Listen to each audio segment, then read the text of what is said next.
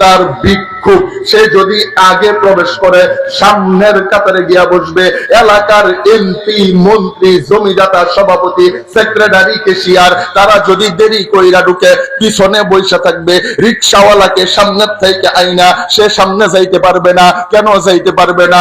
আল্লাহ তাআলা বইলা দেয়, তুমি সেক্রেটারি, সভাপতি, ক্যাশিয়ার, বড় মুফতি, মুহাদ্দিস হইতে পারো, এইটা তোমার মসজিদের বাহিরের পরিচয়। সে রিকশাওয়ালা, দিন মজুর, খেত কামলা হইতে পারে, এইটা তার বাহিরের পরিচয়। মসজিদে যখন ঢুকবা সভাপতিও গোলাম, রিকশাওয়ালাও গোলাম, জমিদাতাও গোলাম, মন্ত্রী সাহেব গোলাম, মুফতি সাহেব গোলাম, বক্তা সাহেব গোলাম। এইটা গোলামির জায়গা, গোলামির জায়গা, মাতাব্বরির জায়গা এইটা না, বাহাদুরির জায়গা এইটা না, পণ্ডিতের জায়গা এইটা না, এইটা গোলামির জায়গা, এইটা গোলামির জায়গা। গোলাম হয়ে ঢুকবা, গোলাম হয়ে ঢুকবা। কিন্তু বড় আফসোস আর পরিতাপের বিষয় হইতেছে আজকে আমরা আমাদের মসজিদ গুলাকে গোলামির জায়গা বানাই না, মসজিদটাকে গোলামির জায়গা বানাই না। আল্লাহর ঘর মসজিদ গোলামির জায়গা, সবাই গোলাম। এই ঘরের ভিতরে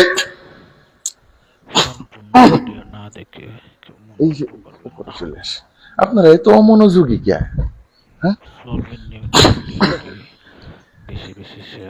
এদিকে তাকায় থাকবেন, তাকাবেন এদিকে। যদি আপনারা কন্যা হুজুর আমরা এই ব্যবসায় দেখতাম, ডাইনে বামেও দেখতাম, তাহলে 5 মিনিট ছুটি দিলাম, যা দেখার দেখে গেল। ঠিক আছে না? ইনশাআল্লাহ। কই জানি আসলাম আমি? আল্লাহু আকবার। তাহলে যেই কথার ভিতরে ছিলাম, মসজিদ গড় কার? এই ঘরে আমাদের পরিচয় কি? আমরা সবাই গোলাম। আর এই ঘরের সর্বোচ্চ সম্মানিত ব্যক্তি হলো ইমাম সাহেব। আর এই ঘরের একমাত্র সংবিধান হলো আল্লাহর কোরআন। ইমাম হলো নেতা, সংবিধান হলো আল্লাহর কোরআন। এই জন্যই উম্মতের উলামায়ে কেরাম বলেন, গোটা দুনিয়ার সকল মসজিদগুলো যদি দুনিয়ার মানুষ আল্লাহর ঘর বানাইতে পারত, ইমামকে নেতা বানাইতে পারত, কোরআনকে সংবিধান বানাইতে পারত, তাহলে আল্লাহ গোটা দুনিয়ার প্রত্যেকটা মসজিদকে ওই মহল্লা আর এলাকার জন্য হিদায়াতের মার্কাজ বানায়া দিতে। আজকে আমাদের কপালে হিদায়াত নাই কেন? আমাদের কপাল পোড়া কেন? একমাত্র কারণ আমরা মসজিদটাকে আল্লাহর ঘর বানাইতে পারি নাই, নিজেরা গোলাম হইতে পারি নাই। মসজিদটাকে বানাইছি মাতাব্বরির জায়গা, আর ইমামদারে বানাইয়া কইছি গোলাম। বলেন না কেন? মসজিদকে বানাইছি মাতাব্বরির জায়গা, ইমামরে বানাইছি গোলাম। ইমাম এত জুলুম, এত মুজলুম। আমাদের সমাজে প্রবাদ বাক্য হয়ে গেছে, কয় যার নাই কোনো গতি। এই লোকটি কথা কয় না কেন? বলেন বলেন, এই প্রবাদ আমরা জানি কি জানি না? যার নাই কোনো গতি, হ্যাঁ করে ইমামতি। এটারে এমন মজলুম বানাইছি, এই বেচারারে এলাকাতে যার কোনো মূল্য নাই, যার ঘরে তার বউয়ে তারা দাম দেয় না, বউয়ে জুতা দিয়া ফিডায়, এটা ওয়া মসজিদ ইমামরা খেলা মারে। আছে না নাই? কোন হানের দাম দেয় না, সার দোহানো বলে দোকানদারে থাবড়ায় তুলিয়া দেয়, হ্যাঁ মসজিদে ইমামরা দমক মারে। ও কি হয়েছে? আমরা কি টেহা দিছি না? আরে টেহাউলার ঘরে টেহাউলা। এমন খাচ্চর আছে না নাই? তার মানে ইমাম এখন আমাদের সবার গোলাম হয়ে গেছে গা। উচিত ছিল কি ইমামের কথাই আমরা চলবো। এখন অবস্থা হয়েছে কি আমগোর কথাই ইমাম চলে। ইমাম নিজের স্বাধীন মতো আল্লাহর কোরআন থেকে কথা বলতে পারে না। বলতে পারে না কেন? কারণ আমাদের সমস্যার শেষ নাই। ইমাম সাহেব চুরির বিরুদ্ধে ওয়াজ করছে, এটা সুরের কলজাটা দিয়া লাগিয়া গেছে। কমিটিতে অভিযোগ দিছে, আমি তো গত মাসে 200 টাকা বেতন দিছি, হুজুর যে ওয়াজটা আমারই বাসায় কই জানলো। আছে না নাই? আপনারা কি আমার ওয়াজ বুঝুন? হ্যাঁ, সুদখোরের বিরুদ্ধে আওয়াজ করছে, এটা সভাপতির মাথাটা ফেটে গেছে। ঘুষখোরের বিরুদ্ধে আওয়াজ করছে, এটা সেক্রেটারির কলজাটা গেলা গিয়া উঠছে। যৌতুকের বিরুদ্ধে আওয়াজ করছে, এটা ক্যাশিয়ারের কলজাটা সাদা বেদা করে আসছে। শুনে এখন ইমাম সাহেব কইতোটা কি, এখন আমরা রাখি কিভাবে ইমাম রেলেকে আমরা কই হুজুর এইটা এইটা এইটা এইটা এইটা এইটা কখন যাইতো না, এদিক এদিক যাওন যাইতো না, এমনে চলবেন, আমরা যেমনে কই এমনে চলবেন। অনিমাম বেচারাও দেখছে যে চাকরি ছাড়লে আর কত সারণ যা 80-90টা চাকরি এখন তো পাল্টাই আসছি, আর কত একটা বালা কিচ্ছুই কইতাম না, এরা যত সমস্যা এরা সমস্যা লয়ে বয়ে থাক, আমি খালি মাটির নিচে আর আসমানের উপরে কি কি আছে খালি এগুলাই বলবো। এই জন্য ইমাম মাটির নিচে আর আসমানের উপরে সমস্যার কথা বলে, আসমান আর জমিনের মধ্যবর্তী সমস্যার কথা ইমামকে বলতে দেয়ও না, সে বলেও না। এই জন্য আমাদের মধ্যবর্তী কোন সমস্যার সমাধান হয় না। এই জন্য বলেন তো দেখি, নেতা হবে ইমাম হবে সাইয়্যিদুল কওম, জাতির নেতা হবে ইমাম। এখন নেতারে গোলাম বানায় ফেলাইছি। এই জন্যই দেখবেন যেই পরিবারে মুরব্বীর দাম নাই, এই পরিবারে ন্যায় বিচার নাই। এমন কিছু কপাল পুরা ফাটা আছে না সমাজে, বাপেরে দমক মারে, তুমি বুড়া মানুষ তুমি কি বুঝো, এই বেটা কি রইদে বুড়া হয়ে আছে, তুই 2 দিন আগে দুনিয়াতে তুই এত বুঝো, সেই বেটা কি রইদে বুড়া হয়ে গেছে, তুই হেরে যে দমক মারলে তুমি বুড়া হয়ে গেছে, তুমি কি বুঝো, তুই কি বুঝস। এই জন্য দেখবেন যেই পরিবারে মুরব্বীর দাম নাই, এই পরিবারে কোনো শৃঙ্খলা। আপনারা কি আমার ওয়াজ বুঝতেছেন? আমি তো ডরাইতেছি, বুঝেনি নাকি যারা জানে। আল্লাহু আকবার। এই জন্য যেই মহল্লায় ইমামের দাম নাই, এই মহল্লার মানুষের কপালে আর যা কিছু হোক না কেন, হেদায়াত ইমামের উপর আমরা বর্তমান সমাজে জুলুম করতেছি। আর ইমাম গড় অবস্থা খুব করুন। কেন? আমরা দুনিয়া সব জায়গায় টাকা দেওয়ার টাকাটা মসজিদের 20টা টাকা চান্দা আর 6 মাস ধরে আমার পিছে ঘুরা লইতেছে না। চার দোকানে বইয়া খাড়াছে, সকাল 8টার সময় যে বইছিন, রাত 8টা পর্যন্ত 40 কাপ চা খাইছে, 20টা বিড়ি ঢুকাইছে, 40টা পান খাইছে। হেঁটে নিগুলার টেহার কোনো অভাব পড়ে নাই। 50টা টেহা মসজিদের চান্দা দিব, এটা তার পিছে 6টা মাস ধরে ঘুরতেছে। হ্যাঁ, খালি কো অভাব দিতাছি, পরে দেন আগামী শুক্রবারে অমুক দিন। এই মসজিদের চান্দাটা আমাদের পকেট থেকে বের হয় না। এই জন্য আমরা যোগ্য, বিজ্ঞ, অভিজ্ঞ কোন ইমামও খুঁজে পাই না। কথা কি বুঝাইতে পারতেছি আপনাদেরকে? এই জায়গার টেহা থাকে না দেখতে যোগ্য ইমাম আমরা আমাদের কপালে থাকে না। আমার এই কথা বুঝছেননি? তাইলে এখন কোন তো মসজিদ গড়কার, আমরা কি গোলাম? বলেন আমরা কি এনে গিয়ে পণ্ডিতিকরণ চাইবো? এখন বলেন তো, আমরা গোলাম না শুধু মুয়াজ্জিন সাহেব গোলাম, শুধু ইমাম সাহেব গোলাম, সভাপতি সাহেব গোলাম না, কেশিয়ার গোলাম না, জমিদাতা গোলাম না? তাহলে গোলাম মালিকের ঘরে ঢুকছো, এটা মাতাব্বরি চলতো না। মসজিদে যদি ময়লা থাকে, এটা ইমাম সাহেবেরও মালিকের ঘর, তোমারও মালিকের ঘর। তার যেমন পরিষ্কার করা দায়িত্ব, তোমারও পরিষ্কার করা দায়িত্ব। তুমি পরিষ্কার না করে ইমাম সাহেবরে ডাক মারো কেন লাগি? এই কথা বুঝাইতেই পারছি না। বুঝছেননি আপনারা? কি বাজান, মাইকটার কাছে গেলে আমার গলাটারে টান মারে, এটার লাগে আমি খালি এই বাজাই আর এই বাজাই।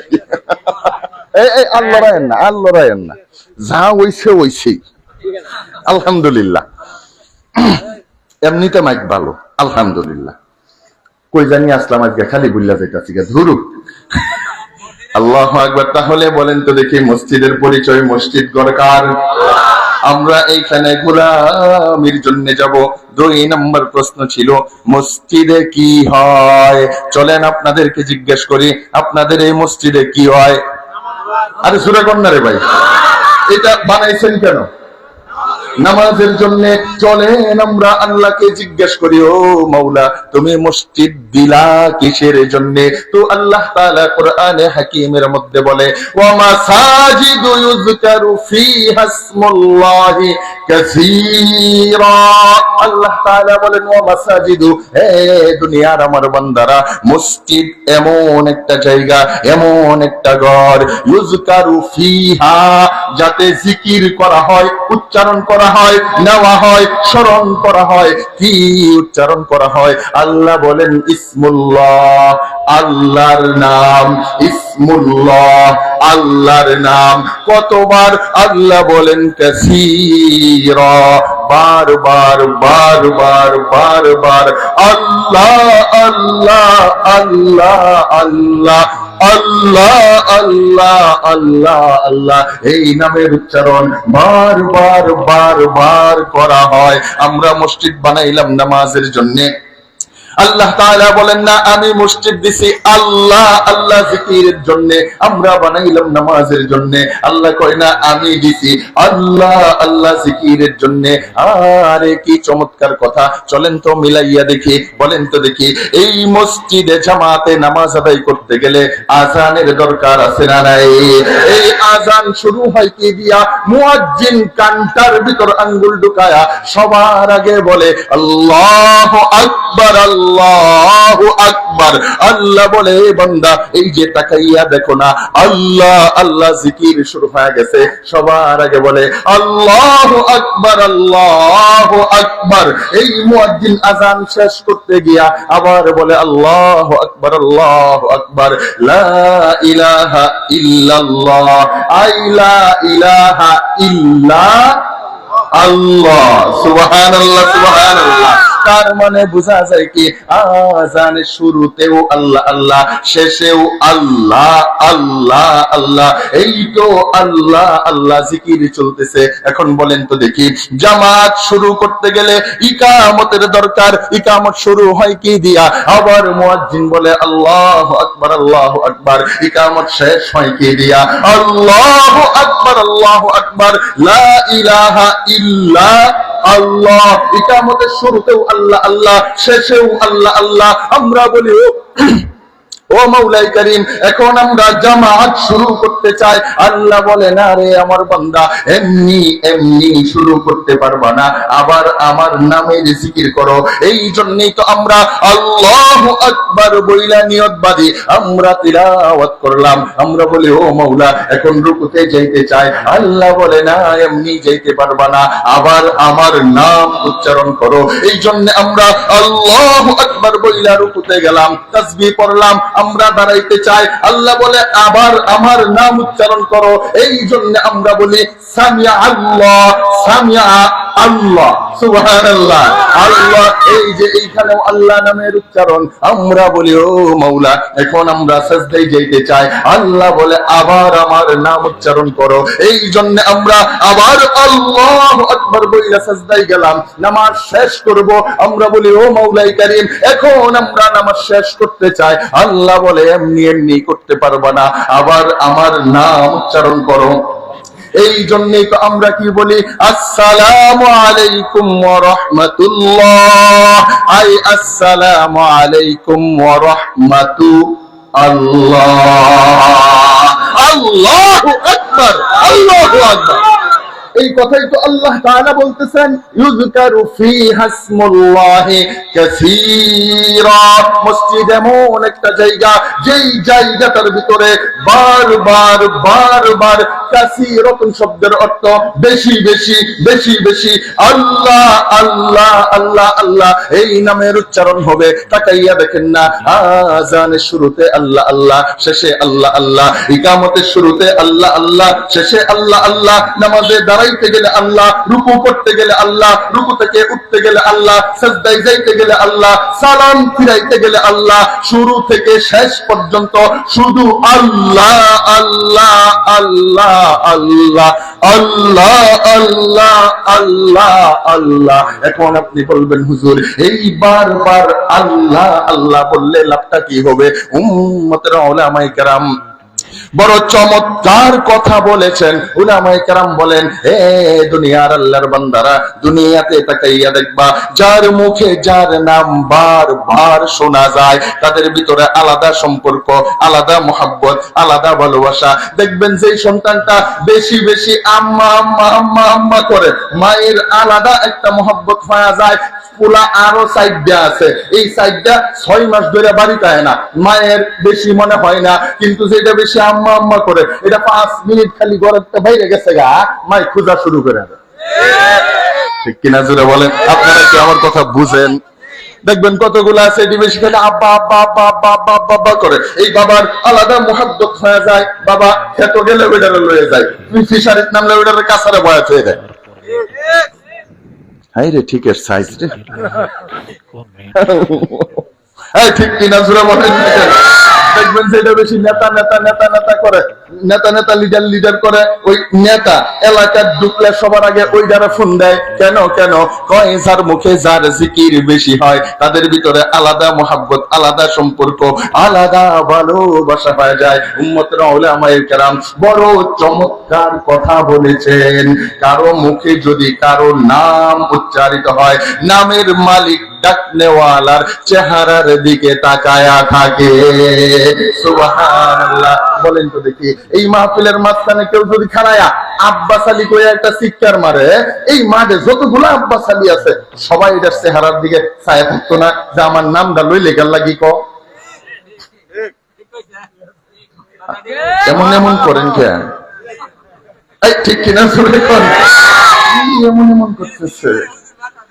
আল্লাহু আকবার। তার মানে বোঝা যায় কি, যার মুখে যার নাম উচ্চারিত হয়, নামের মালিক তার চেহারার দিকে তাকায়। উম্মতের উলামায়ে কেরাম বলেন, বান্দার মুখে যতবার আল্লাহ আল্লাহ আল্লাহ আল্লাহ উচ্চারিত হয়, আল্লাহর সঙ্গে বান্দার আলাদা সম্পর্ক হয়, মহব্বত হয়, ভালোবাসা হয়ে যায়। বান্দা জমিনে দাঁড়ায়া আল্লাহকে আল্লাহ বইলা একটা ডাক দেয়। উলামায়ে কেরাম বলেন, আমার আল্লাহ দয়া মায়া নজর দিয়া আর সে মুআল্লাই বৈশা দুনিয়ার ওই বান্দার চেহারার দিকে তাকায়া থাকে। এই জন্যই তো উলামায়ে কেরাম বলেন, আমাদের অভ্যাস কি, কেউ যদি কাউরে ডাক দেয়, আমার একজন ডাক দিছে আলামিন, আমি তার দিকে তাকায় কমু কি কইবা?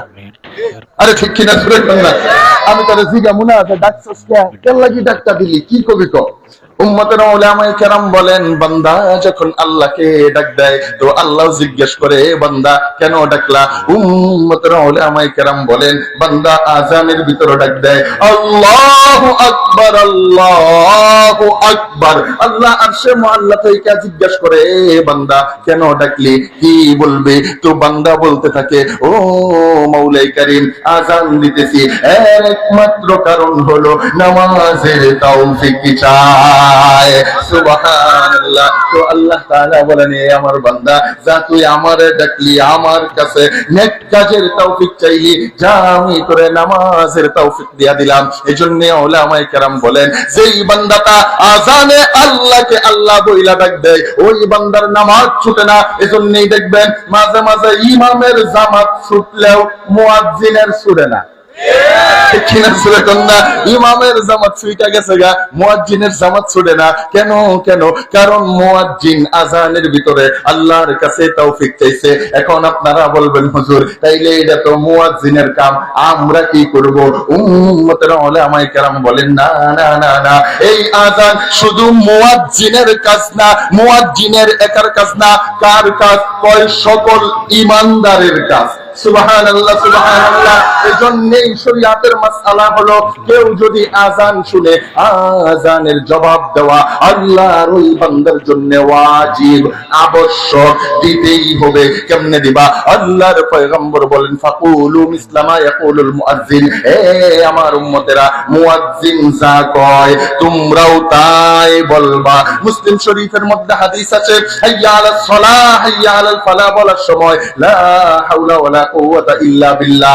আর সব জায়গাতে মুয়াজ্জিন যা বলবে তোমরাও তা বলবা। মুয়াজ্জিন বলবে আল্লাহু আকবার আল্লাহু আকবার, আর আমরা সকল ঈমানদার আযান শোনার সাথে সাথে আমরাও বলবো আল্লাহু আকবার আল্লাহু আকবার। যদি একসঙ্গে সবাই ডাক দিতে পারি, মুয়াজ্জিনকে যেই আল্লাহ নামাজের তৌফিক দেয়, আমাদেরকেও ওই আল্লাহ নামাজের তৌফিক দিয়া দিবে। আমাদের কপালে জামাত নসিব হয় না কেন? কারণ আমরা এমন এক কপাল পোড়া জাতি, মসজিদে মুয়াজ্জিন আযান দিতে থাকে আর আমরা দোকানে বয়ে বয়ে বিড়ি খায় আর নাচানাচি দেখি। ঠিক নেই? তার দোকানদার ভিতরে বসে আমরা বিড়ি টানতে থাকে, নাচানাচি দেখতে থাকে, চা খাইতে থাকে। কোন দিক দিয়ে আযান হইছে, কোন দিক দিয়ে জামাত শেষ হয়ে গেছে গা, এর কোনো খবরও আর বর্তমান সময়ের পরিবর্তনে আপনারা কি রাগ করতেছেন নি? সময়ের পরিবর্তনে আস্তে আস্তে আমরা নির্লজ্জ হয়ে যাইতেছি গা, বেশরম বেহায়া হয়ে যাইতেছি গা। কেন? আমরাও তো ছোটবেলা দেখছি, বাইশটা যদি দোকানে বয়ে রয়েছে, চাচা নিজের আত্মমর্যাদার কারণে দোকানে গেছেন, বড় ভাইরে দোকানে দেখলে ছোট ভাই কথা কয় না? বাপ যদি দেখে রাস্তাতে হাঁটতে আছে, রাস্তার সাইডে খাড়া হয়ে রয়েছে, ঠিক কিনা জোরে কর না কেন? আর বর্তমান আমরা এত বেলাস, এত বেশরম, এত নির্লজ্জ হয়েছি, একই দোকানের একই টেবিলের দুই চাচা আর বাইস্তা, একজন হইন একজন হইন বইয়া, চাচা বিড়ি অর্ধেকটা জ্বালায়া টাইনা বাইস্তারা দিতেছে কো টান।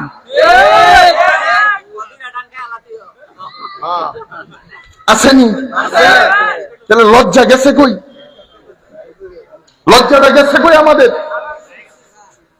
পাওটা কত বড় গেছে গা, কথা কই না? কই গেছে গা? পাও একটা কত বড় গেছে গা, আর একটা ধরে আজরাইলে টানতাছে, যে কোনো সময় দুটা শহরে ডুহাই আরবো। সাফাটা বেকিয়া গালটা বেকিয়া দুই মারির মাঝখান থেকে ঢুকছে গা, কি যদি বিড়িটা টান মারে এই 8 কেজি লবণ ছুঁয়ে দেওয়া যাবো, লবণ করতো না, এমন একটা সাফা লইয়া উঠি মসজিদে না ঢুকিয়া দোকানে বয়ে বয়ে টিভি দেখে আর কোন নাইসটা দিছে, নাইসটা দিছে দেখলাম।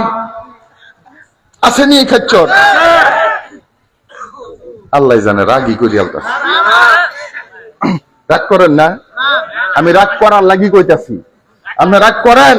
আমি তো চাই লজ্জা শরম আপনার ভিতরে ঢুকুক। আপনি যে যৌবনকালে নামাজ পড়লেন না, ইবাদত করলেন না, আপনারা যে হুজুররা ডাকলো, আপনি যে বললেন একটু বয়স হয়ে এলো, শেষ বয়সে তওবা করে লামো, নামাজ ধরে লামো, পিসাব হয়ে যাবো, বুজুর্গ হয়ে যাবো, এখন যে আপনার পাও বেড়ে আজরাইলে টানতাছে, এখন আপনার দোকানে বইয়ে বিড়ি টানেন, আপনার চাইতে বড় নির্লজ্জ আর আছে কেন?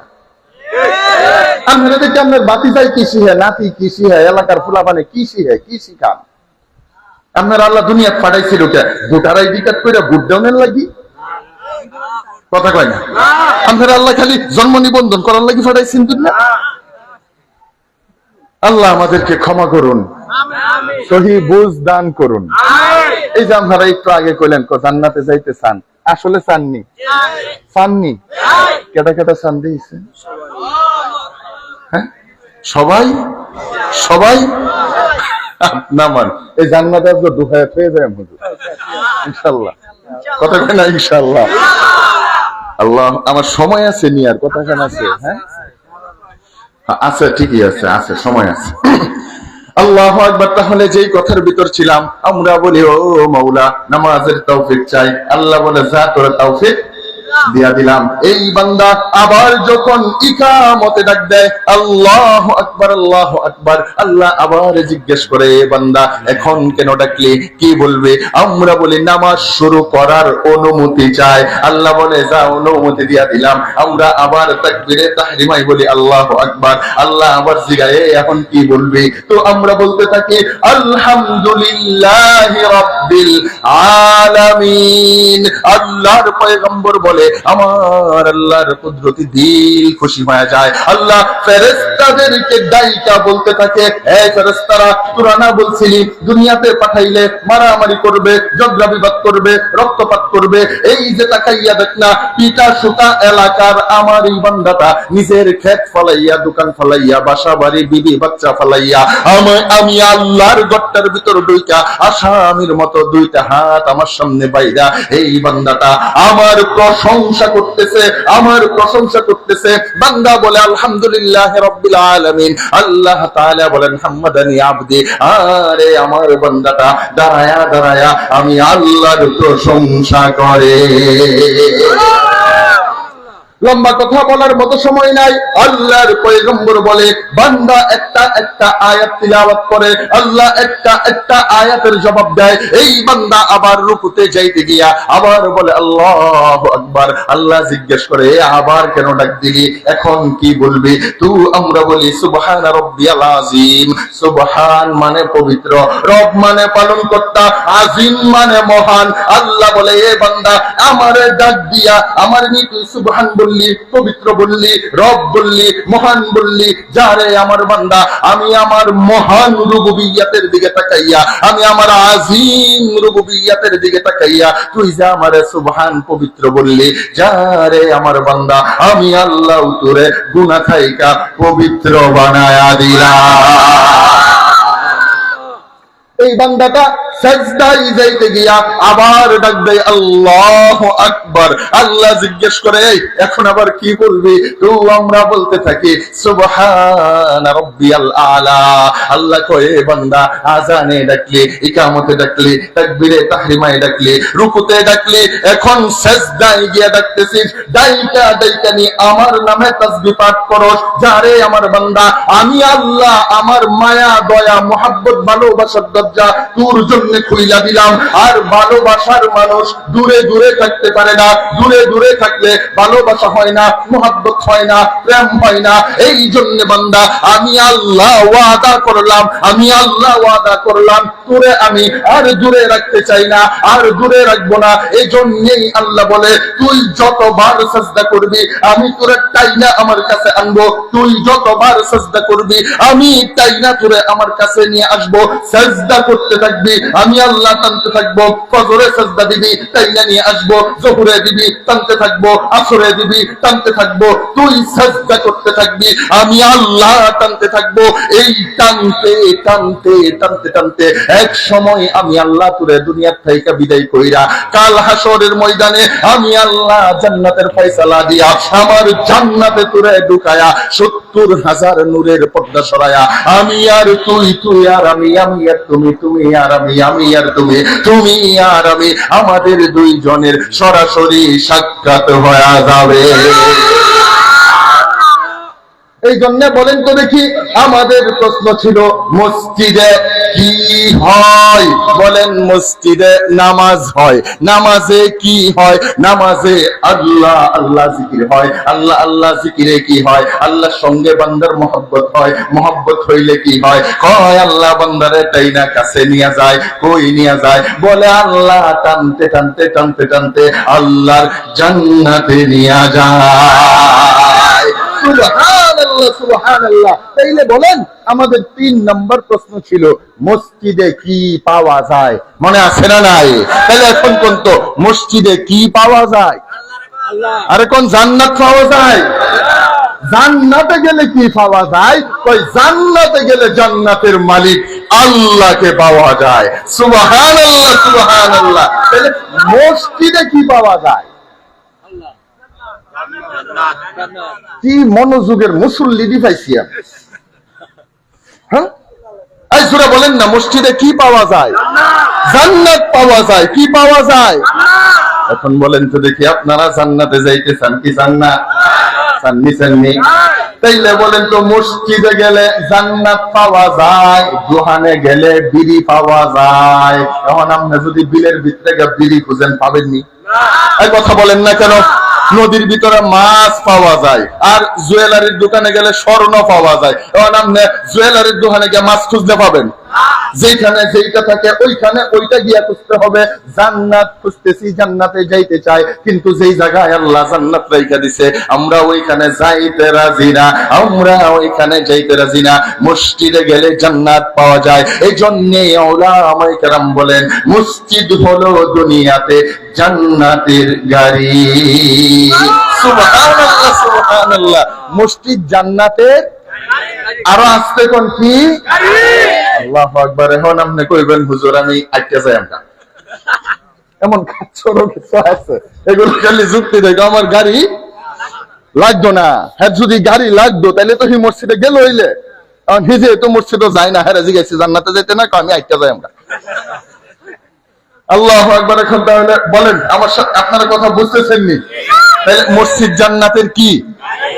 এখন আপনি জিজ্ঞেস করবেন হুজুর জান্নাতে গেলে গাড়ি লাগবে নি? আমি কই হ্যাঁ, গাড়ি ছাড়া জান্নাতে যাওয়া যাবে না। কেন কেন কেন কেন?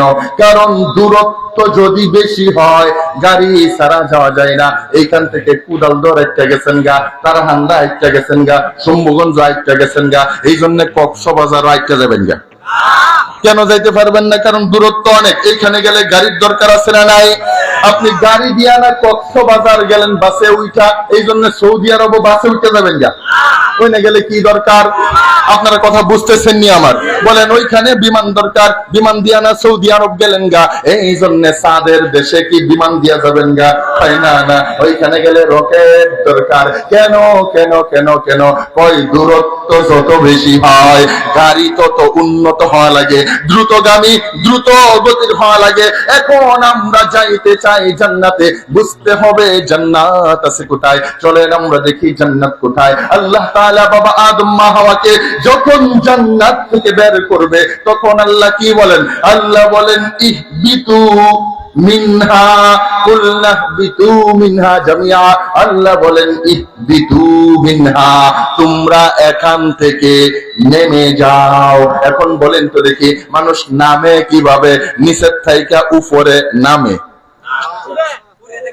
কথা কোন না, কই উপর থেকে নিচে নামে। আল্লাহ কই নাইমা, তার মানে আমরা নাইমা নিচে চলে আসছি, আমরা আছি নিচে, জান্নাত আছে কি আর উপরে? এই প্যান্ডেলের উঠে বলে কত উপরে, এই ফিডা সুতার বাঁশের জারে ডুবকিয়া লম্বা বাঁশের মাথায় উঠে লাফ মারলে সোজা গিয়া জান্নাতে পড়বেন। পারাহান্দা বাজারে গিয়া বাংলালিং এর টাওয়ারে উঠতে লাফ মারলে সোজা জান্নাতুল ফিরদাউসে গিয়া ঢুকবেন। তাইলে আল্লাহ যে বলল জান্নাত আছে উপরে, এই উপরে কত উপরে, কত উপরে। এই জন্যই তো বিজ্ঞান বোঝা দরকার। বিজ্ঞান কি বলে? বিজ্ঞান বলে যে এই দুনিয়াতে আসো, পৃথিবী নামক গ্রহে আসো, এই পৃথিবী নামক গ্রহে দাঁড়ায়া উপর দিকে তাকাইলে যেই সূর্যটাকে একটা রুটির মতো মনে হয়, একটা ফুটবলের মতো মনে হয়, কয় এইটা ফুটবল আর রুটির মতো না, অনেক বড়, কত বড়, কত বড়। তো বিজ্ঞান বলে যেই পৃথিবী নামক গ্রহটাতে দাঁড়ায়া সূর্যটাকে দেখতেছো, তোমার এই গোটা পৃথিবী নামক গ্রহটার চাইতে ওই ফুটবলের মতো সূর্যটা 13 লক্ষ গুণ বড়। এত বড়, এত ছোট দেখা যায় কেন?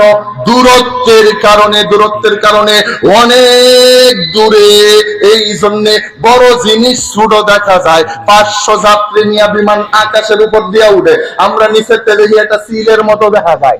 ঠিক কিনা জোরে কোন না কেন? তার মানে দূরে গেলে বড় জিনিস ছোট হয়ে যায়। এই সৌর জগতের ক্ষুদ্র একটা গ্রহ আমাদের এই পৃথিবী, সৌর জগতের ক্ষুদ্র একটা গ্রহ আমাদের এই পৃথিবী। এই রকম সৌর জগতের মতো কত হাজার কোটি সৌরজগৎ এই মহাশূন্যের ভিতর আছে। দুনিয়ার কেউ জানে না, কেউ বলতে পারবে না। আধুনিক বিজ্ঞান বলে 10,000 কোটি সৌর জগতের মতো জগৎ নিয়া, গ্রহ উপগ্রহ নিয়া একটা গ্যালাক্সি হয়, ছায়াপথ। এইরকম ছায়াপথ এই মহাশূন্যের ভিতরে কত বিলিয়ন ট্রিলিয়ন আছে, দুনিয়ার কোন বিজ্ঞান আবিষ্কার করতে পারে নাই। এই মহাশূন্য কত বড়! আধুনিক বিজ্ঞান মহাশূন্যের ভিতরে ব্ল্যাক হোল আবিষ্কার করছে। ব্ল্যাক মানে কালো, কালো মানে অন্ধকার, হোল মানে গর্ত, গাতা। বুঝেননি আমার কথা আপনারা? আধুনিক বিজ্ঞান ব্ল্যাক হোল আবিষ্কার করছে। এই ব্ল্যাক হোল কত বড়! উম্মতের বিজ্ঞানীরা বলে ছোট বাচ্চা প্যাকেট সিরা চকলেট নিয়ে মুখে দিয়া যেমন গিলা পালায়, এইটারে আর খুঁজা পাওয়া যায় না। 10,000 কোটি গ্যালাক্সি নিয়া, 10,000 কোটি গ্রহ উপগ্রহ নিয়া এই গ্যালাক্সি ঘুরতে ঘুরতে যদি ওই ব্ল্যাক হোলের মুখের কাছে চইলা যায়, ছোট বাচ্চার চকলেটের মতো কইরা ওই ব্ল্যাক হোলটায় 10,000 কোটি গ্রহ উপগ্রহওয়ালা গ্যালাক্সিটাকে চকলেটের মতো গিলা ফালা। তাহলে মহাশূন্য কত বড়, ব্ল্যাক হোল কত বড়! এমন ব্ল্যাক হোল কত হাজার কোটি আছে, দুনিয়ার কেউ বলতে পারে না। আল্লাহ তাআলা বলেন, এই আমার বান্দা, এই সব আমি কই রাখছি, তোমরা জানো নি? আল্লাহ বলেন, ইন্না যায়্যানাস সামাআদ দুনিয়া বিজিনাতিল কাওয়াকিব। কাওয়াকিব কাউকাবুনের বহু বচন। কাউকাবুন অর্থ হলো গ্রহ, নক্ষত্র, তারকা। আল্লাহ বলেন অসংখ্য অগণিত তারকা দিয়া তোমরা যা কিছু দেখো, তোমাদের পৃথিবী, মঙ্গল, বুধ, বৃহস্পতি, নেপচুন, প্লুটো আর জুপিটার, তোমাদের গ্যালাক্সি, ছায়াপথ, আকাশ গঙ্গা, এই সব আমি আল্লাহ কই রাখছি জানো নি? আল্লাহ বলেন এই সব আমি আল্লাহ রাখছি দুনিয়ার আকাশের নিচে। দুনিয়ার আকাশের নিচে কোরআন সাক্ষ্য দেয় এমন আকাশ আছে 7টা সাতটা, মহাশূন্য সাতটা, আকাশ সাতটা, মহাশূন্য সাতটা, এই 7 মহাশূন্য পাড়ি দিয়া, সপ্তম আকাশ পাড়ি দিয়া, সপ্ত আকাশের উপরে আমার আল্লাহর জান্নাত, সপ্ত আকাশের উপরে আমার আল্লাহর জান্নাত, এত উপরে, এত উপরে, এত উপরে। আল্লাহ তাআলা বলে, হে আমার বান্দা, আমি আল্লাহ তোরে নামাইতে নামাইতে নামাইতে নামাইতে নামাইতে নামাইতে এত নিচে নামাইছি, তোরা তোদের বিজ্ঞান দিয়া, সায়েন্স দিয়া, রকেট দিয়া, তোদের হেলিকপ্টার আর বিমান দিয়া এত উপরে তোদের উঠার কোনো যোগ্যতা নাই, ক্ষমতা নাই। কারণ আমাদের বিজ্ঞানের ক্ষমতা কি, আমরা এতদিনে গেছি মাত্র চাঁদে। আরে কথা কই না, মানুষ সর্বোচ্চ গেছে কই? চাঁদে। মঙ্গল গ্রহে এখনো মানুষ যাইতে পারে, কুত্তা ফাটানির ট্রেনিং চলতেছে। আগে কুত্তা একটা ফাটাইবো, এটা যদি হেই না গিয়ে সার্ভাইভ করতে পারে, বাইসা থাকতে পারে, তাহলে খারাপ বুঝবো যে নাই না যাওন যায়, এই কুত্তারে ট্রেনিং দিতেছে। আল্লাহু আকবার। তাইলে আমাদের বিজ্ঞান গেছে মঙ্গল পর্যন্ত আর কুত্তা পর্যন্ত। আরে কথা কয় না, আমাদের বিজ্ঞান গেছে কোন পর্যন্ত? মঙ্গল আর কুত্তা পর্যন্ত। এটা ব্ল্যাক হোল, আকাশ গঙ্গা, এগুলা পাড়ি দিয়া প্রথম আকাশ, কুয়াশা দুয়াশা, এগুলো তারা কল্পনাও করতে পারে না। আল্লাহ কয় এমন 7টা মহাশূন্য, 7টা আকাশ পাড়ি দিয়া আমি আল্লাহর জান্নাত আমি রাইখা দিছি এত দূরে, এত দূরে, তোরা তোদের বিজ্ঞান দিয়া যাইতে পারবি না। কিন্তু আমি আল্লাহ রহমান, আমি তো রহিম। এই জন্য রে বান্দা, আমি আল্লাহ তোরে দুনিয়াতে পাঠানোর আগে, তোর আগেই আমি আল্লাহ এত নিচের দুনিয়া থেকে আবার এত উপরের জান্নাতে তোরে তোলার জন্য আমি আল্লাহ জান্নাতের গাড়ি পাঠায়া দিছি। আর ওই জান্নাতের গাড়ি কি? উলামায়ে কেরাম বলেন ওই জান্নাতের গাড়ি হলো মসজিদ। সুবহানাল্লাহ ভাই, সুবহানাল্লাহ ভাই, আল্লাহু আকবার। এখন বলেন তো জান্নাতে যাইতে চাই কি চাই না? আমি বুঝছি আমার সাইডা দেওয়ার সময় হচ্ছে, তাহলে যে উড়াউড়ি করতেছেন যে, হ্যাঁ না উঠবার দিতাম না, উঠলে আমার লইয়া উঠুন। আপনার কাম থাকলে আমারও কাম আছে, আমি আপনার চেয়ে বেশি ব্যস্ত। কথা কয় না, আমার ব্যস্ততা আপনার চাইতে কম। আপনার কি এর ব্যস্ততা? আমার ব্যস্ততা আপনার মাথা দেড়লে, এই যে আজকে আমার বড় ভাই এসে আমার লগে মাইসে কয়টা বলে আমার ছোট ভাই, কথা বুঝে না, কেন লাগি মানুষে কয় তার সব কাঁচা, আমার সব পাইকা যাইতেছে গা। আমি আপনার চেয়ে 1000 গুণ বেশি ব্যস্ত। আপনি উঠতে যান গা কই আমার ছুঁয়া? হ্যাঁ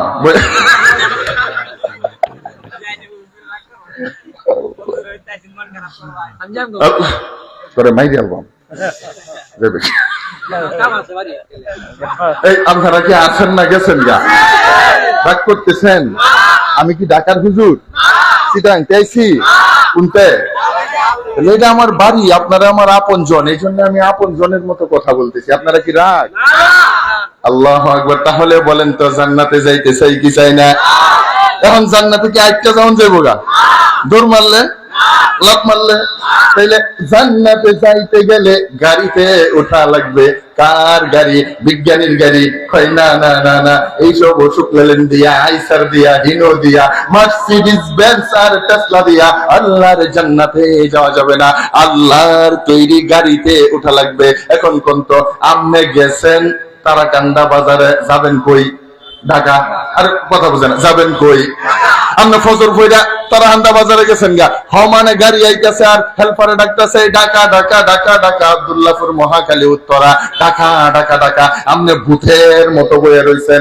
এই বেড়া সহালে যেই গাড়ি ঢাকা গেছিল, এইটা ঘুরে আবার তারাকান্দা আয়া দেয় আপনি বয়ে রয়েছেন। এখন আপনারা জিগাইছে চাচা সহালে দেখতে গেলাম, আপনি আসলে যাইবেন না কই? থু বেটা, আমি যাই আম ঢাকা। কি কয়?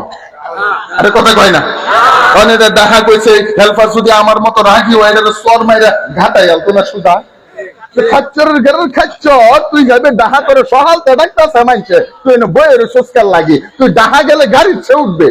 আরে কথা কয় না, ডাহা গেলে গাড়ির ওঠার দরকার আছে না নাই? জাহাজাওয়ান নিয়ত করে তারা হান্দা বইয়ে চা খাইলে জাহাজাওয়ান যাইবো। এখন আমাদের অবস্থা কি? হেল্পার আমাদেরকে বারবার ডাকে, বারবার ডাকে, বারবার ডাকে। আমরা যাইতে চাই জান্নাতে, জান্নাতের গাড়ি থেকে আমাদেরকে ডাকে, আমরা গাড়িতে উঠি না, গাড়িতে উঠি না। মাহফিলে হুজুরে জিজ্ঞাসা কেডা কেডা জান্নাতে যাইবার চান? ই পারে না আট বাড়াইয়া পথ বা সিরে খারুয়া পড়তো গা, হুজুর আমি যাইয়াম। হ্যাঁ সময় যাইবার চাস তাইলে মসজিদও যাস না কে, এই সময় আমার সময় নেই। এইটারে ধরে ঘাটা এলানি দোকান না, এরা কি আমার ওয়াজ বুঝে না? রাগ করতেছেন? যাইতে চাস জান্নাতে, তাহলে এই যে জান্নাতের হেল্পারে মুয়াজ্জিনটাই যে তোরা ডাকতাছে, ফজরে ডাকলো, জোহরে ডাকলো, আসরে ডাকলো, মাগরিবে ডাকলো, এশায় ডাকলো, তোর জিন্দেগি 60 বছর ধরে তোরে দৈনিক 5 বার ডাকতাছে যে কেডা কেডা জান্নাতে যাইবি। হাইয়া আলাস সালাহ, হাইয়া আলাল, কথা কয় না, হাইয়া আলাস সালাহ, হাইয়া আলাল ফালাহ মানে কি? আসো কল্যাণের দিকে আসো। আর উলামায়ে কেরাম বলেন ঈমানদারের একমাত্র চূড়ান্ত কল্যাণ হলো জান্নাত। আল্লাহু আকবার। তাহলে ওই মুয়াজ্জিন বারবার ডাকে। আপনার কাছে কি মনে হয় আমি এটা জান্নাতের গাড়ি? এটা আমি বানায় বানায় করেছি? এটা দলিল আছে আল্লাহর কোরআনে, দলিল দেওয়ার সময় আমার নাই। আপনারা সময় দেন নাই, আপনারা সময়টা কি করেন নাই, দেন নাই। এটা আমাদের তারাকান্দা, ফুলপুর, বৃহত্তর ময়মনসিংহের একটা সমস্যা, বিরাট সমস্যা। কন্ত দেখি আমার আগে যে আমার ভাই শাহাদাত ভাই বয়ান করতেছিল, বেটা খারাপ করছে, চমৎকার কথা বলছে না? এই কথা যদি আরো 2 ঘন্টা কইতো আমরা শুনলাম না, হইলে আরে কথা কয় না। হে বেটা যে সময় পাইলো 30 মিনিট 40 মিনিট। সমস্যাটা কোন জায়গার ভিতরে? আমরা প্রচুর বক্তা দাওয়াত দিয়া লাই। বক্তা যে সময় দাওয়াত দেওয়ার সময়, ওই সময় আমাদের উৎসাহ হয় না। এই আমার নাতিটারে কইস, এই আমার মাইয়ার জামাই একটা আছে, এই আমার বাইস্তার ঘরের সাওয়ালের ঘরের ফুতরার ঘরের ধুতরাটা আছে, এটারে কমন লাগবো, নাহলে ইজ্জত থাকতো না। এইটা করতে করতে করতে করতে পরে বক্তা হয়ে জায়গায় এক বস্তা এটিতে তসবির দানার মতো তুলতে তাহে আর নামাইতে তাহে, উঠাইতে তাহে নামাইতে তাহে, উঠাইতে তাহে নামাইতে তাহে। মাইক একটা আতল হয়ে কি কইব? কই হুজুর অত্যন্ত গুরুত্বপূর্ণ কথা বলতেছিলেন, কিন্তু সময় সংক্ষিপ্ততার কারণে আমরা হুজুরকে দিতে পারলাম না বলে দুঃখিত। আমরা কি আরে কথা কই না? আমরা দুঃখিত। আপনার এত দুঃখ কে? এত দুঃখ কে? আপনার এই দুঃখ লই আপনি ঘুমান কেমনে? এই দুঃখ কমানি দরকার। এই কথা কই না? দুঃখ কি দরকার? এই 40 বছর ধরে আপনি দুঃখিত হইতাছেন, এই দুঃখ কমায়া কিছু দুঃখ এখন বক্তারে দিয়ালান। বক্তা দাওয়াত দিবেন 2টা, ইয়াশা ফইরা একটারে বয়া দিবেন। এটা 10:30 পর্যন্ত ওয়াজ করতে করতে করতে করতে বক্তাই কইব আব্বা গো আমারে মাফ কইরা দে, আমি দুঃখিত। কথা কই না? আপনার এত দুঃখ কে?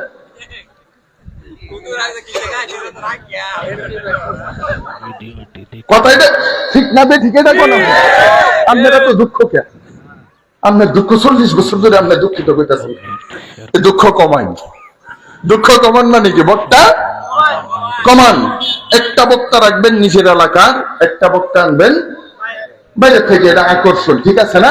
এখন আমাদের সমস্যাটা কি? একটা আকর্ষণ আনছে দূরের থেকে, মাইক মারার সময় ফাড়াই আনছে, কুমিল্লা থেকে আগত, ঢাকা থেকে আগত, সুললিত কণ্ঠ, সারা বাংলায় আলোড়ন সৃষ্টিকারী। এইটার এই মাইক মাইরে আইন না, এই বেড়া হের মাইকের আওয়াজের খেলায় কোদাল ধরতে আইতে আইতে আইছে, যেই মাইক মারছে এই হুজুরের ওয়াজ যখন বাপ এইটারে আইন নাই একটা জায়গা, এটারে বয়া থইতে থইতে থইতে থইতে, আর সুতা যেটা সেটা বইয়া থাকতে থাকতে পাওয়ের রক্ত চলাচল বন্ধ হইয়া ঠ্যাং জিঞ্জি দইয়া পরে কইছে ধুরু আর ভূত আমি না গেলাম গা। এই রাগ কইরা সুতা জায়গা বাই পরে সেই আকর্ষণ দেখি ভূতের মতো আইনা তুলে। আকর্ষণ হলার গেরের আকর্ষণ হল, এটা সারণ লাগবো। সারা দরকার আছে না নাই? রাত বাজে 11:30, প্রধান বক্তা এখনো স্টেজের নাম লইতে পারতেছে না। এটা কোনো কথা?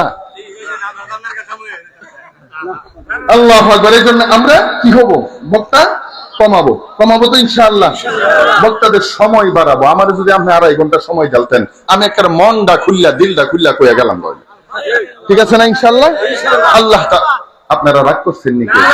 যদি কারো দিলে আমার কথাই কষ্ট লাগিয়া তাই স্টেজে নামানির পরে আমার কিলাইয়া দিনছে, তারপরেও আমার কথাটি মানুন যে কথাটি মানুন যে, আল্লাহ তৌফিক দান করুন। আল্লাহু আকবার। তাহলে যেই কথার ভিতরে ছিলাম, বলেন তো দেখি, জান্নাতে যাইতে গেলে, ঢাকা যাইতে গেলে বাসের দরকার, জান্নাতে যাইতে গেলে মসজিদের দরকার, বলেন না বলেন না। জান্নাতে যাইতে গেলে, জান্নাতে যাইতে গেলে মসজিদ, এইটা আল্লাহ প্রদত্ত জান্নাতের গাড়ি। এখন আমি আপনাদেরকে হালকা সময়ে বলি, জান্নাতে যাইতে চাই, মসজিদে ঢুকবো, কারণ এইটা জান্নাতের গাড়ি। দুনিয়ার গাড়ি মাঝে মাঝে নষ্ট হয়ে যায়, মাঝে মাঝে মেরামত করা লাগে। এইটার চাক্কা তাহে না, টিউব তাহে না, টায়ার ফাইটা গেছে, তেল নাই, মোবিল নাই, ডিজেল নাই, পিস্টন নষ্ট হয়ে গেছে গা, ফেন্ডা ঘের ঘের করে, ইঞ্জিনটা খের খের করে। কোন তো দেখি এই নষ্ট গাড়ি লইয়া দেখা যাওন গেছে। আরে কথা কয় না, নষ্ট গাড়ি লয়ে যাওন গেছে। তার মানে গাড়ি দিয়া নিরাপদে যদি ঢাকা যাইতে চায়, তাহলে গাড়ি মেরামতের দরকার, ঠিক করা দরকার। কারণ নষ্ট গাড়িতে উঠলে অ্যাক্সিডেন্ট কইরা মরার সম্ভাবনা আছে। নষ্ট গাড়ি রাস্তার চাইতে ক্ষেতও তাহে বেশি, ঠিক কিনা জোরে বলেন না কেন? গাড়ি দিয়া ঢাকা যাইতে গেলে গাড়ি মেরামতের দরকার। এখন মেরামত যে করবে, ঠিক যে করবে, টাকা দিবে কারা?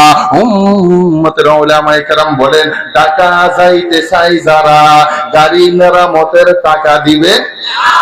আপনি কবেন আমরা দিতাম কে? মালিকে দিব। মালিকে হের কিডনি বেচা দিব? দিব তো হইবে নাই, কত তো বাড়ার উসিলায় আমগোটেন আরো 4 গুণ বেশি নিব। আরে কথা কয় না। তার মানে বোঝা যায় কি, দুনিয়ার গাড়ি মেরামতের টাকা দিবে কারা? কয় গন্তব্যে যাইতে চাই যারা, গাড়ি মেরামতের টাকা দিবে তারা। এই ঠিক একইভাবে জান্নাতি গাড়ি, জান্নাতি গাড়ি, এইটাও মাঝে মাঝে মেরামতের দরকার। কি মেরামতের দরকার? কয় এইটার ওযুখানা নাই, এইটার গোসলখানা নাই, এইটাতে বাথরুম নাই, এইটার ফ্লোর নাই, এইটার বেড়ার ভিতরে আস্তর নাই, এটার ভিতরে ফ্যান নাই, চাল দিয়া টিকটি পায়া পানি পড়ে, বারান্দার জন্য মানুষ কষ্ট করে। এইটাও জান্নাতের গাড়ি, এইটাও জান্নাতের গাড়ি, এইটাও মেরামতের দরকার। অন্যথায় এইটা দিয়া সাধ্য থাকলেও যদি মেরামত না করে, সে এইটা দিয়া জান্নাতে যাইতে পারবে না। তো এই জান্নাতের গাড়ি মেরামতের টাকা দিবে কারা? এই জান্নাতি গাড়ি মেরামতের টাকা দিবে কারা? উলামায়ে কেরাম বলেন, জান্নাতে যাইতে চায় যারা, যারা জান্নাতে যাইতে চায় তারা জান্নাতি গাড়ি মেরামতের টাকা দিবে। এখন আপনারা বলেন তো, আপনারা জান্নাতে যাইতে চান? কেডা কেডা চান? আল্লাহর হাত তুইলা দেখান। নারায়ে তাকবীর। আসলেই চান? আপু সামনে যা তেমন করে রাখছেন, আল্লাহ যদি দরজাটা আপনি ছুঁয়ে দেয় পরে গেরবেন। আসলে আমরা যাইতে চাই কি চাই না? তাহলে মেরামতের টাকা আমাদের সবার দেওয়া দরকার আছে না নাই? শেষ, হাত নামান। আর একবার হাত তুলাবো। এখন বলেন তো, গাড়ি চলতে গেলে রাস্তার দরকার? কথা কয় না। রাস্তা ছাড়া গাড়ি চলেনি। বাসের টাইনে খেদ্দা নামায় দিলে কাম হইব? নদী ছেড়ে দিলে হইব? এটা রাস্তা দরকার। রাস্তা ছাড়া গাড়ি চলবে না। ঠিক জান্নাতি গাড়ি চলার জন্য একটা রাস্তা দরকার। আল্লাহ কই, গাড়িও দিচ্ছি আমি আল্লাহ, রাস্তাও দিচ্ছি আমি আল্লাহ। আর ওই জান্নাতি গাড়ির রাস্তা হলো আল্লাহর 30 পারা কোরআন। সুবহানাল্লাহ। বলেন না।